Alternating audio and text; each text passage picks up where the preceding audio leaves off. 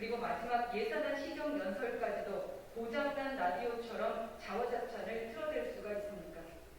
임기 내내 국가적 위기의 연속이라고 했지만 그 위기의 절반 이상은 정권이 만든 것이었습니다. 무리한 최저임금 인상과 부동산 정책으로 집값, 물가를 하늘 끝까지 올려놨습니다. 정책 구멍을 현금 살포로 메꾸다 보니 1,000조가 넘는 국가 채무를 야기했습니다. 국민들은 먹고 살기 힘들다고 이대로는 안 된다며 제발 정권 교체를 해달라고 아우성인데 대통령은 오늘도 과거를 미화하기에 바빴습니다. 곳곳에서 줄줄이 새고 있는 예산에 대해서는 그 흔한 사과 한마디 없었고 재정관리 계획에는 함구했습니다. 당장 2025년 국가 채무가 1,400조 원을 돌파할 것으로 예상되지만 정부는 2023년부터 재정관리를 하겠다고 한 바 있습니다.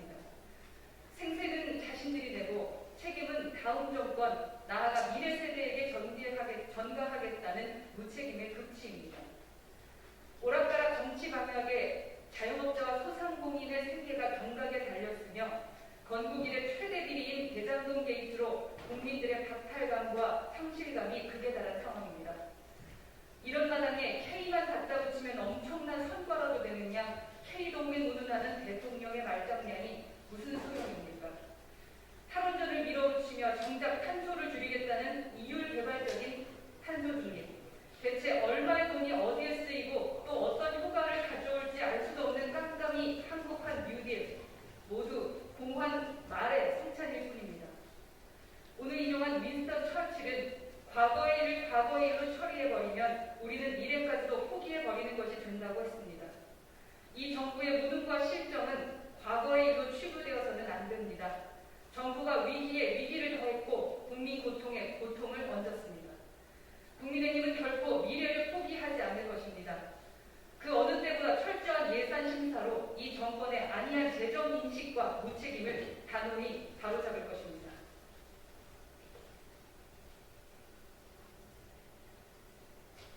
국민 앞에서 거짓으로 진실을 덮으려 한데 반드시 물을 것입니다.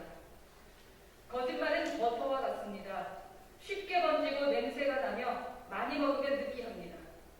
버터처럼 뺀질거리는 이재명 민주당 대선 후보의 위증이 며칠도 못 가 드러나고 있습니다. 다수 언론에 따르면 이 후보가 성남도시개발공사의 공모지침서 내용을 직접 보고받은 정황이 포착됐습니다. 당시 공사 전략투자팀장이었던 정민용 변호사가 이 후보에게 직접 보고했다는 취지의 발언을 했다는 것입니다. 그동안 이 후보는 공모지침서 작성이나 사업 협약 체결은 공사 실무진에서 벌어진 일이라며 잡아떼왔는데 시장실에서 보고가 이루어졌다는 중요한 증언이 나온 것입니다. 이미 이 후보는 18일 국감에서 초과이익 환수 조항 관련해 삭제한 게 아니고 추가하자는 직원의 건의를 받아들이지 않았다고 했다가 20일에 이번에 보도를 보고 알게 됐다라고 말을 바꿨습니다. 오락가락 말 바꾸기 자체가 위증입니다. 이제 이 말 바꾸기의 맥락도 설명이 됩니다. 공모지침서 단계에서 성남시장이던 이 후보가 내용을 확인했다는 정황으로 볼 수 있는 대목이라 두려웠던 것입니다. 이 후보의 거짓말은 국회 회의록에 도스란히 남아있습니다. 거짓으로 정철된 사람이 집권 여당의 후보라는 사실이 참담할 따름입니다. 이 후보의 숱한 거짓말이 국민 속을 느끼하게 만들고 있습니다. 여론조사에서 특검이 필요하다는 응답이 73%나 넘었습니다. 칼칼한 김치맛 특검만이 국민 속을 풀어줄 수 있습니다. 민주당은 국민의 뜻에 따라 국민의힘이 제안한 특검 도입 원포인트 회담을 받아들여야 할 것입니다.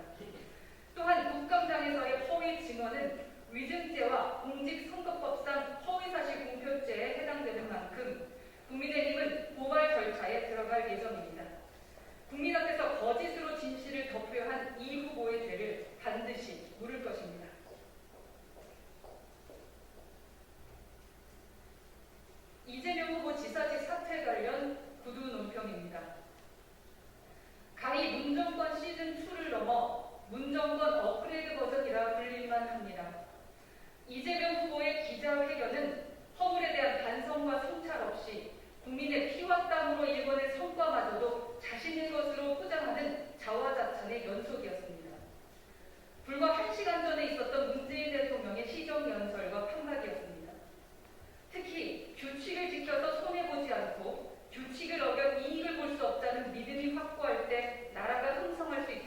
얘기에 듣는 귀를 의심했습니다. 규칙을 어겨 역대 최대 이익을 본 대장동 의혹이 산더미처럼 쌓여 있는데 이런 양심 없는 얘기가 어떻게 나올 수 있습니까? 집권 여당의 대선 후보가 전혀 자신을 다시 하겠습니다. 집권 여당의 대선 후보가 전혀 자신을 돌아볼 줄 모릅니다. 이러니 계속해서 소시오패스런 얘기를 듣고 계신 겁니다. 또한 이미 새로운 경기, 공정한 세상이라는 경기도의 슬로건이 세상의 조롱거리가 된 마당에 무슨 염치로 동정을 입에 올리고 싶은지 묻고 싶습니다. 경기도의 정책은 대한민국의 표준이 되었다고까지 자랑했는데 대통령이 되어 전국을 대장동으로 만들겠다는 선언으로 들려 섬뜩합니다. 오늘 이 후보의 사태가 경기도의 재앙의 끝이 아닌 대한민국의 재앙으로 이어질까 두려운 이유입니다. 떠날 때 떠나더라도 이거 하나만은 기억하십시오.